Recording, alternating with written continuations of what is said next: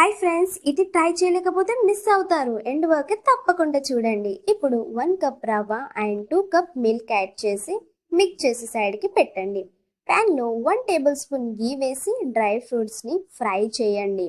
అదే ప్యాన్లో 1 కప్ గీ వేసి షుగర్ని యాడ్ చేయండి. షుగర్ మెల్ట్ అయ్యేంత వరకు కుక్ చేయండి. కొంచెం బ్రౌన్ కలర్ వస్తుంది. ఇప్పుడు మిక్స్ చేసుకున్న రవ్వని యాడ్ చేసి స్మూత్గా కలుపుకోండి. సో ఇలా బాగా స్మూత్గా కలుపుకున్న తర్వాత చిటికెడు ఇలాచీ పౌడర్ వేసి మిక్స్ చేయండి. అలాగే వేగించుకున్న డ్రై ఫ్రూట్స్ని యాడ్ చేయండి. సో ఫైనలీ మకండి హల్వా రెడీ. చాలా రుచిగా ఉంది.